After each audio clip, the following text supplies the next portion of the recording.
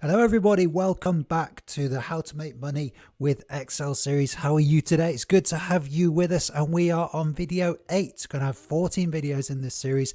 Now on to video 8. If you are with us live, video 8 that is, if you're with us live, please let me know. Can you see me? Can you hear me? So what have we discussed so far in the series? Well, we've talked about different things you could focus on in Excel, many different things in Excel these days. I'm an Excel VBA specialist. I'm saying you need to focus on something. So choose something in Excel. And then what about marketing yourself? And in the second video, the second topic, we spoke about different ways to do marketing. And the third video, so the previous live stream, we spoke about how to manage a first client meeting. Can be a nerve-wracking experience. There's a few things that you can control to make sure that meeting goes well. And today we're talking about the whole Excel project. So you got the project, done the first meeting. How can you manage the project? Not the technical stuff, because I think you're pretty good at that. How can you manage the project in order for it to be a success? We're going to look at 5 things today. They're the 5 things I pointed out in the static video we released on the channel yesterday. And I'm going to review Thomas's file again. And Thomas, I think, is the hero of this series. He said he couldn't watch today, but he sent his support file in. Remember, there's a support file, the page, and we should be ready to rock and roll. Welcome, Jasmine. Good to have you with us today. One of our members, of course. And then Frank is with us as well. Welcome, Frank. And then down the bottom here, who's tuning in? Ian is tuning in, and Ian is asking for some Tiger merchandise. What do you think? What do you think about the Tiger hoodie? Yeah, we could look at doing that possibly. So let me know in the chat, other people in the chat, do you want some Tiger merchandise? Peter is with us. Peter from Liverpool. How are you, my friends? Peter says, had to break away from the exciting time. Taking washing out of the washing machine for this. Absolutely. That can wait, Peter. Don't worry. You can do that in half an hour. Don't worry. And MCI Nick 1. Welcome to you too, and thank you for saying we're loud and clear today. So let's get into our points, into our file. And as I said, Thomas sent in this file. So with this series, remember, you're very welcome to fill out the file, send it to me. I'll use it in the live streams, or you can send me a 60-second video. So get your phone going, do it in landscape, not in portrait, do it in landscape. It looks a lot better. Record a little video question, whatever you're planning on your phone. What's your niche? What's your marketing idea? What's your platform? And I will use those videos in the live stream. DC is with us. Welcome, David, and welcome, Gerhard, another one of our members, and another David from South Africa. Welcome, guys. So my first point is you've got to keep commitments on the project. And I'm suggesting this is so important. So important. I think business is based on trust, and trust is based on commitments. And when you're doing your first client meeting, your customer, even if they've looked at your online content, even if you have references and other sources of credibility, it's their first time working with you. So naturally, they want proof that you're a good person to work with. And I suggest you start straight away by making a small commitment that you can keep. Doesn't need to be a big deal. In fact, it's better if it's a very small deal. Make a commitment, keep it, and then you are off and running with your project. So what might that small commitment be? Well, firstly, your first commitment is turning up to the meeting on time. Make sure you're on time. Make sure you're organized for the meeting. I always say pen and paper, or pen and notebook at your first meeting. It's powerful to be seen to be taking notes. So that's one thing, but we're kind of assuming that you're going to do all those things. So in terms of a small commitment, you could say to the client, I'll send you a little summary of the meeting tomorrow morning. You could say to the client, I'll send you a summary of how much the project is going to cost tomorrow morning. You could say to the client, I'm going to send you a high-level project plan in terms of when things might be delivered, timings and things like that, and I'm going to send that to you on Monday. The time commitment doesn't matter too much, but it has to be something that's easy for you to do. And if you've been taking notes in the meeting, it should be easy to word process those and transfer those into an email. So easy for you to do, something you can deliver. So make it easy and then make sure you deliver on it. You've got to start showing that you can keep commitments. So let's see what Thomas said here. Thomas said, I've put together a simple project plan with a time scale and gave it to the client the day after the meeting. The client was a friend who needed a very complicated spreadsheet. So this is exactly the kind of thing I'm talking about. Can you put together a simple project plan? But I'm saying a little more than that. I'm saying don't just do it. Tell the client you're going to do it. Yeah. Tell the customer you're going to send it to them, and then keep the commitment. Make the customer believe that they can kind of take you at your word. So let me know in the chat, how have you managed this aspect of your client meetings? How do you build trust in relationships when you get started with client projects? And this has worked very well for me over the years. Into the chat, Dragonwin Ziffy.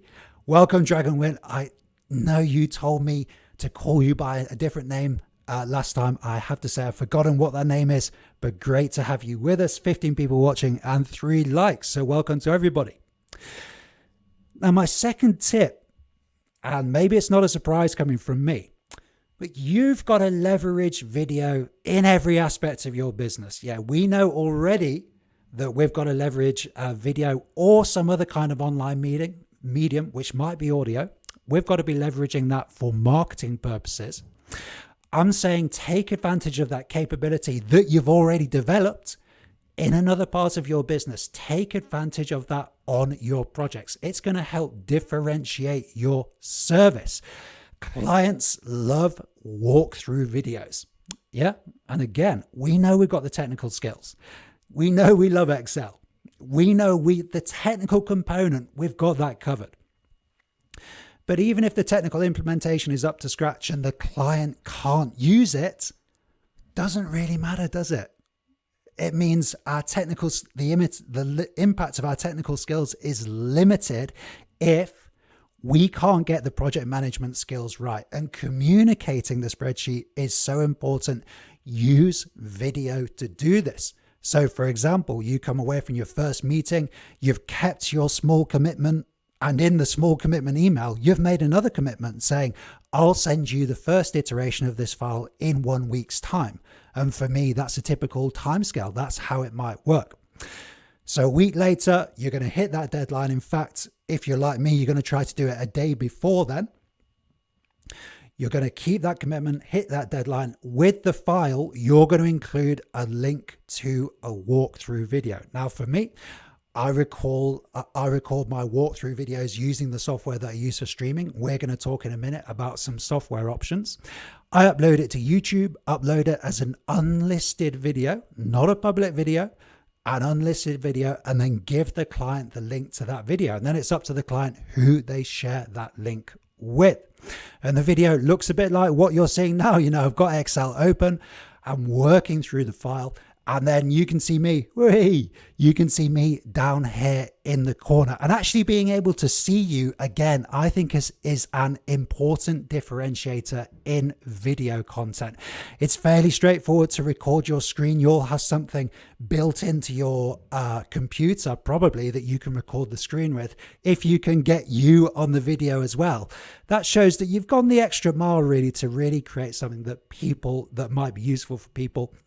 These resources are so useful. People love them the day they get them. People love them 6 months to a year or even longer later. You know, I've had walkthrough videos that customers have used for years after I've recorded them. So you're not just creating value up front, you're creating long-term value for your customer all through the use of video. You've got to be doing it, guys. It's a non-negotiable. Please give it a go. Everything gets easier with repetition. Okay, so fair play to Thomas. Thomas is saying, I've got no idea how to do this. So yeah, the first step to kind of improving a weakness is to acknowledge you have a weakness. In the 30 for 30 series, or was it in this series, I was talking about I couldn't do a pull-up last year. I couldn't do a pull-up last year. I acknowledged it as a weakness. I've got my pull-up bar and now I can do 3 pull-ups. So the first step to getting better in an area is to acknowledge that you have some kind of deficiency there. So fair play to David. I have no idea how to do this. So if you feel like this, what are some of the options when it comes to recording video? check out on your laptop first or on your PC, see if you have some pre-existing software there. Is there already some software on your PC? I don't really know because I use other software, but maybe on Windows these days or on Apple, there's some option for just recording the screen. If that's the case, that's your starting point. Go ahead, do some screen recordings, just experiment with it. You've got to get used to doing the recordings, dealing with things like sound. Maybe we'll talk about that in a second.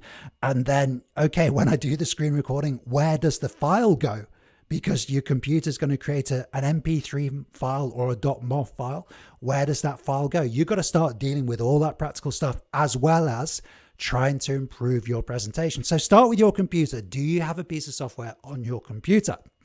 If you don't, the first port of call I recommend is the Ice Cream Screen Recorder. The Ice Cream Screen Recorder. And there's no endorsement or promotion or advertising here. I'm not getting any money. Ice Cream Screen Recorder. Now, they have a free version, I know. I've invested in, I think it's a $20 license they have. It might be a $20 license for a year. I found that software very easy to use. So that's the Ice Cream Screen Recorder. That's going to allow you to do some other cool stuff, like, for example, choosing the file format that the file records to. And as you do more videos, you'll realize that's important.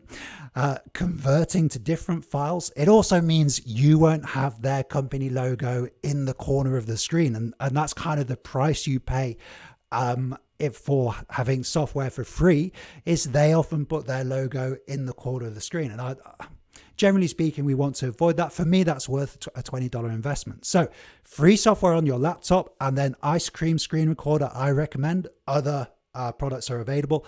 I haven't tested them. And then if you want to go level up, if you want to be able to do things like this, change between different scenes, for example. If you want to be able to do put your logo in easily, whatever it might be, then you want to go for something a bit more sophisticated. Now, I have software called XSplit. XSplit, and again, there's no promotion or endorsement here. And I pay an annual license, which I think is 60 or 70 pounds. And I have to say, it is excellent, the software. The options it gives, it allows you to do things like streaming, like we're doing now, very easily. You can do all kinds of screen setups. You can see some of the setups I've got here. And obviously, you can live edit between these scenes. So this is certainly worth looking at. If you want to do something a bit more sophisticated, have a look at XSplit software. But whatever you do, you've got to start doing this, guys. You've got to start doing your online content, whatever it might be.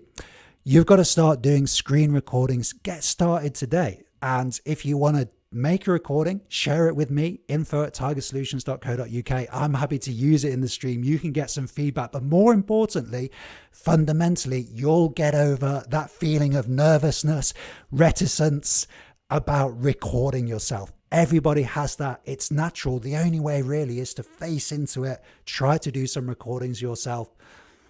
At the end of the day, guys, nobody's that bothered. The reason you're nervous about it is that you're worried somebody's going to give you criticism or give you some harsh comments or something.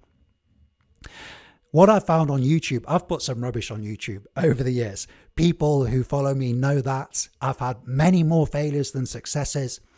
Nobody's really that bothered. Everyone's got their own lives, their own problems, their own insecurities. Nobody's going to take the time to really come and criticize your video. If they do, and remember, I've spoken about this earlier in the series. If they do, let me see, have I still got this going? Yeah. If they do, it's a good opportunity for you to handle negative feedback. And I spoke about earlier in the series how I got this comment. This was like the third comment on the YouTube channel or something. When I got this comment, I was so gutted that I almost closed down the whole channel. I almost took all of the videos down because of that comment. So you're going to have to get used to it, guys. Used to getting feedback, but overall, it's such a good thing to have this feedback mechanism. Okie dokie. So this is number 2. You've got to use video. Let's have a quick look in the chat now.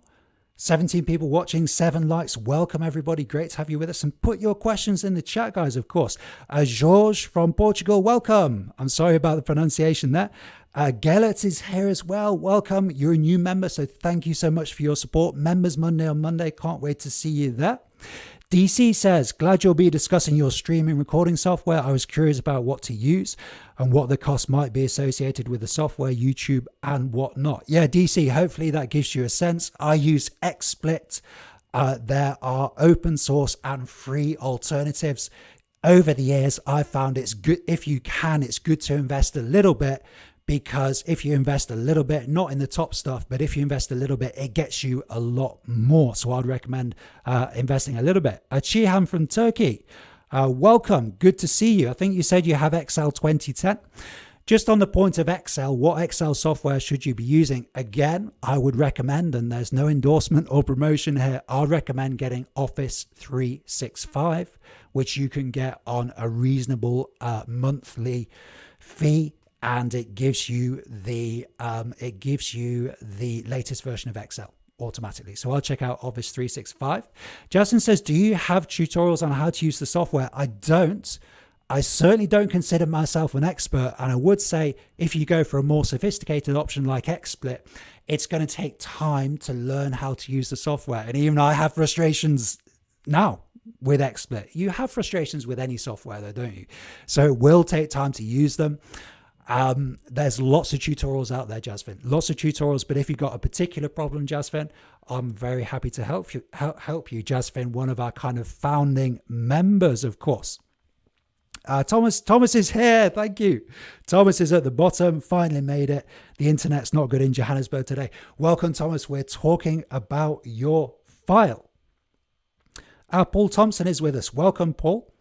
I'm up to lesson 2 of 30 for 30, so a bit of catching up to do. Paul, it's all good. You've got the rest of your career to really get into 30 for 30. Those videos are going to stay online forever. So, take your time. Good to have you with us, Paul. Put any questions in the chat. So I'm on to the third point here. We're working through Thomas's file. Seek out criticism. Point 3. We've just been talking to feedback. And let me just go back to this feedback example here. Criticism is difficult to take, but one of the great things about YouTube, one of the great things about doing online content is you're going to get good at taking criticism, and over time, and this will take time, and it will be kind of painful. You'll have to do some kind of personal growth if that doesn't sound too patronizing, but you'll come to see criticism as something that's so important to you. It really is the key to a successful project, to be able to take criticism. Now, when you hand over a file to the client, there's going to be stuff the file loves, particularly if you're introducing VBA into that client's life. They're going to feel, the magic of VBA, things moving around, automated tasks. There's going to be lots of good stuff there, but try to get yourself into the mindset, you should expect the good stuff. Yeah. But the really important stuff is the bad stuff, and you've got to kind of understand the culture and the environment you're working. Working here in the UK, people can give criticism in a very indirect way. And previously in my career, I worked in Japan as well. And there it's even more indirect. So perhaps I'm particularly sensitive and able to understand because of the kind of the cultures I've worked in, when somebody is really trying to criticize. But what I'm saying to you, if you can understand it and take it, you can get the project going on the right track. And that's all you really need long term. You need to be able to deliver, and to deliver to a client specification. But no client can give you a perfect specification. And in part 4, we're going to look at how you should be flexible. But for now, criticism is going to keep you on track. Are you mentally prepared for it? It is so important to be able to handle it well. And this is where I think we've had some senior people watching these streams, late career people, retired people. Fantastic to have you with us, by the way. And Thomas is a good way through his career. But this is where I think you have an advantage if you're late career, because you're more experienced. And I don't just mean professionally experienced, you have more life experience. You'll be better at taking criticism. It's not a big deal when someone criticizes your Excel implementation. It's part of life that people are going to view things different ways. So, and what has Thomas said here? Let's see. I know you can't please everyone all the time. Exactly. You can't please everybody. I prefer any kind of feedback rather than no feedback. Absolutely. You know, if you're getting a client email back and the client is saying everything's great, that means one thing, basically. That means they haven't looked at the implementation properly. Okay. So it should be a big red flag if there's no criticism at all. That's why you got to seek it out. You know, and this again is where a walkthrough video is so helpful, because when you're walking through the file, you can be saying, okay, what do you think about this? Oh, I went for this color scheme, this red and gray color scheme, but I can change that if you want. You know, do you think you need an additional column here? So when you're doing the walkthrough, you can be showing that you have a critical perspective on your own work. You're criticizing yourself. That will give the client confidence to share their honest feedback with you. That's what you really need. It's like gold dust for keeping a project on track. There we go. So Thomas, I hope that helps, but I think you're well placed from what you said. I think you're well placed to seek out that criticism. And now moving on to number 4, and somewhat related to the previous point, you've got to be able to have some flexibility. How might a whole project work? Well, the idea you might have in your head, if you haven't done many of these projects, is, okay, at the beginning of the project, we write a specification, and then my job is just to deliver on that specification. If only it were that easy. And to be honest with you, I've never done a project with that. And I would go, I've never done a project like that. I would go as far as to say, if there's a very detailed specification at the beginning of the project, if it's over specified, we could say, that can have a negative effect on the project, because what happens as you go through the project is the client's going to realize a few things. The client's going to realize that the way they express their needs in the first meeting was not the best. It wasn't optimal. And there's a few things they didn't get right. Just like if you had to describe, you know, a complex application, you wouldn't describe it perfectly. But more importantly, as you hand over the first few iterations of the file, the client is going to appreciate the possibilities. I love this phrase. You know, I'm using it all the time.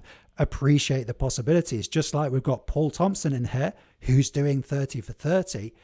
I guarantee when you did 30 for 30, if you came from a beginner level, it was a process of appreciating the possibilities. No way, Excel can do that. Whoa, never seen that before. So you've got this kind of interaction going on between what the client wants, what the client thinks possible, and then what the client wants after understanding what's possible. And I'm saying to you, try to kind of harness that, try to nurture that. You don't want to push against that. This is where you got to deploy flexibility. You want the best possible solution for your client. So try to accommodate that. Try to be as flexible as far as possible. Does it mean that you should accept every new requirement? No, it doesn't. Does it mean that you should accept an entirely different specification? No, it doesn't. But it's so important to show flexibility. Your client's going to appreciate it.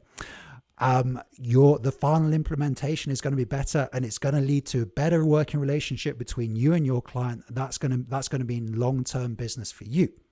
So flexibility, to an extent, to me, is absolutely critical.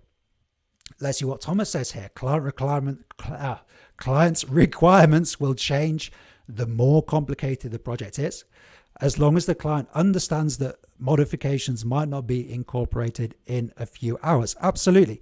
When you're having these conversations with the customer, and I've just been talking to a customer today on the phone, you can say to them, point out that what they're saying wasn't in the original specification, but do it diplomatically and subtly, just so the client knows that you're incorporating, a new idea. The client should be aware of that, and the client should be aware that there's a general direction that you're going in, and what they're suggesting might be a modification to that. Absolutely, make that clear, and that's going to say to the client, that you understand that this is a slightly different direction, and that maybe they can't take you off in a completely different direction. It's all about communication, guys, supported by video content and quality Excel implementations. If you can get the communication right, you can create magic in Excel, and you can have long-term client relationships, 5, 6, 7 years, however long it might be. So Two important points there, I think. Criticism, so important. Seek it out. And then flexibility as well. Let's get into the chat quickly. Freddie's with us. Welcome, Freddie. So Freddie from Canada, long-term supporter of the channel. Freddie's a student. Good to see you, Freddie. Would you be interested in sharing your motivations when you first started studying Japanese? I think character-based languages are pretty hard for letter-based language speakers. Yeah, good shout, Freddie. Freddie, I'll talk about that at the end of the stream if that's okay. So Freddie, if you repeat your question at the end, I'll definitely remember. I'll try to remember anyway, because I think there's some really interesting links between human languages and computer languages. Chi Hanalte says, how can I make money, sir?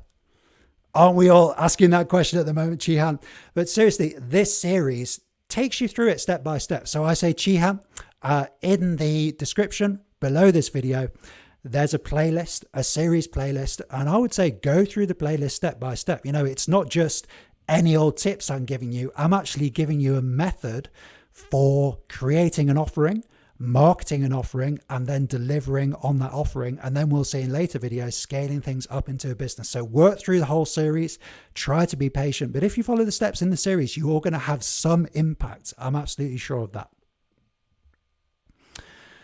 Okay, DC's got to go. DC's got to go. See you soon, DC.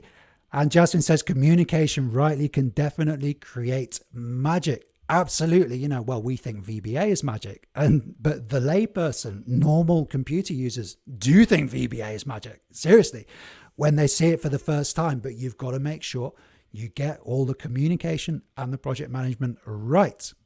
Let me tell you quickly about Members Monday before we get on to part 5. So I'd love to see you in Members Monday. If you like talking about this stuff, you can click join below this video. So Members Monday, you get a weekly interactive live stream with me. Usually we do an Excel VBA example based on a real world file sent in by one of our members. So on Monday, one of our members, Deepan, sent in a file and we applied some VBA. I did it live. Members worked along with me, interactive, members asking questions, me giving answers as far as possible.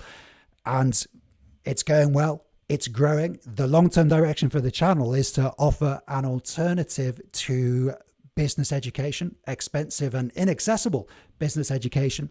So we're going on that journey now. And thank you so much to our membership for supporting us. And yeah, click join below this video, see the options, but I would love to see you in Members Monday. Paul Thompson says, I must say, I have never realized how much you could do with Excel. Appreciating the possibilities until I started watching your videos. Aiming low first. I'll try for you need a budget type sheet first. The world tomorrow. Absolutely, Paul. I'm loving your attitude. One step at a time and a nice simple application to start with. A budget planner file, for example. That's a great application to get started with. Thomas says, sorry, I missed a great part because I lost my internet. Thomas, you're really struggling. Really struggling with the internet today. But remember, all these videos are going to be recorded on YouTube for free. So you can watch them at your leisure and then use them as a reference in your career going forward. So let's get into our final point today and keep dropping the questions in the chat, guys. I've been loving the questions today. So I'm saying finally, you've got to think long term. When I was starting the company, I had some really good conversations with people who know a lot more about business than me. And somebody said something very interesting to me, which is, well, I'll just tell you what it was. He said, you're a jobber. Yeah, you're a jobber. I was like, what? What does that mean? I'm just going to write it here. You're a jobber. I was like, oh, okay. And then he kind of explained it to me over the course of a week. And I was like, yeah, that's actually right. Now, a jobber is somebody who just does jobs. Okay. Now, I'm not being patronizing about anybody who just does jobs, but I'm suggesting if your career revolves around little pieces of work, one project, another project that are unrelated and discrete pieces of work, you're a jobber. You're a man. You're a person they bring in to do a job. I'm suggesting you've got to redefine your relationship so you're not a jobber. What might you be if you're not a jobber? Well, you might be an associate. You might be the Excel guy. You might be somebody with whom you have a long-term relationship. So you're not just working on projects every now and again. You're in regular communication. So you have an ongoing relationship, and that ongoing relationship is punctuated by paid work. So you're not a jobber. You're in a long-term relationship with your client. This is what you have to do with your projects. I was so bad at doing this early on. Listen, when you think about business development, what's the easiest way to get a project? What do you think? Pause the video. The easiest way to get a project is to ask one of your existing customers. By far the easiest way. So with these customers, you should be cultivating long-term relationships. So how does that play out in a practical sense? So there's ways to do this. You might want to try to move to a retainer agreement, for example. So you've built a great Excel file for somebody. How does the ongoing maintenance work? I'm not suggesting that you should do, how would you say, maintenance contracts like a normal IT company would do, because I think you should build a file to work and to work forever. So they shouldn't really need maintenance, but they might want ongoing development. And I've had this situation with several clients over the years. So we have a retainer deal.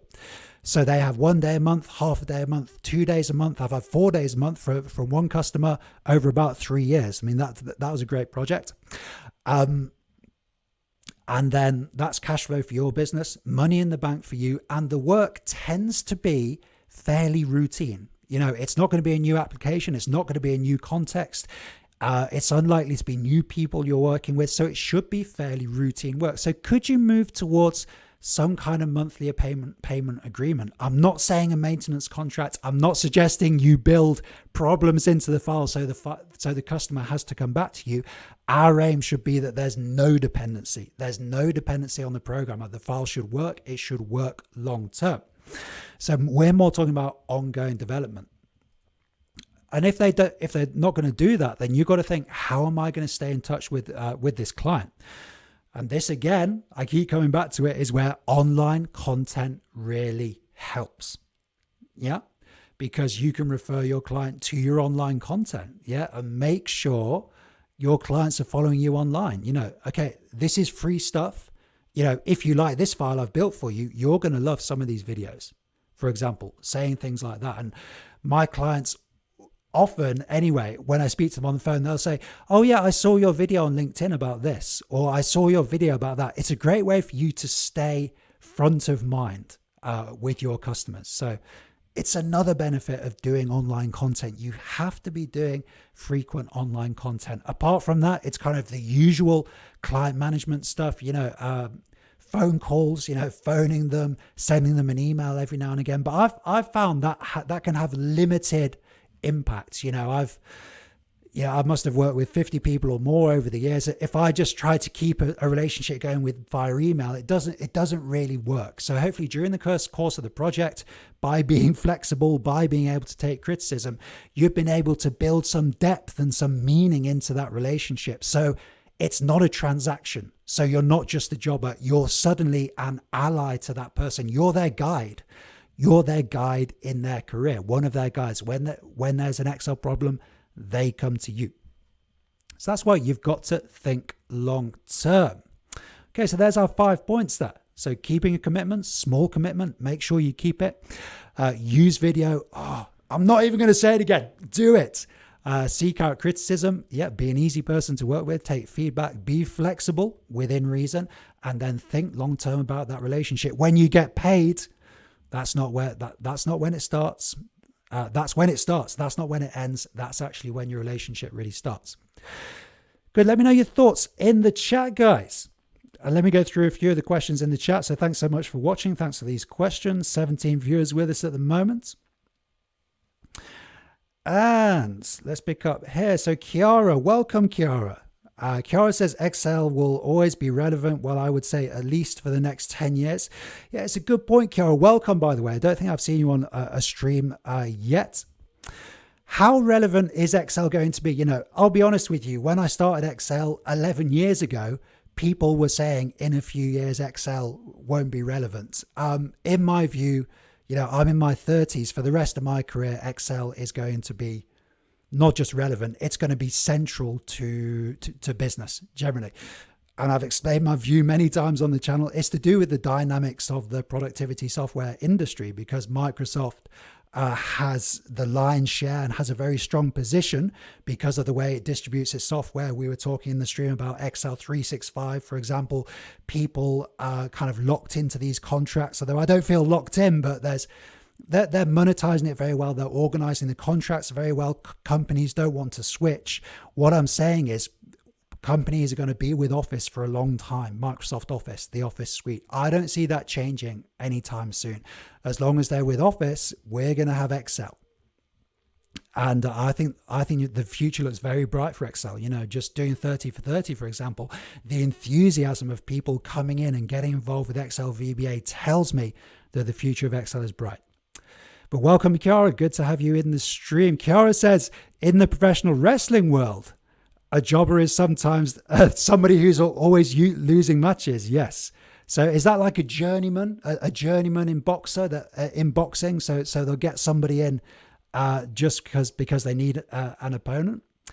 Dries from South Africa, welcome. I think we've had some emails, so good to see you today. And what other questions have we got here? Dragonwin. I got my job this year, and what if the company has a long-term customer and the customer is used to grouping, outline, and empty spaces, etc.?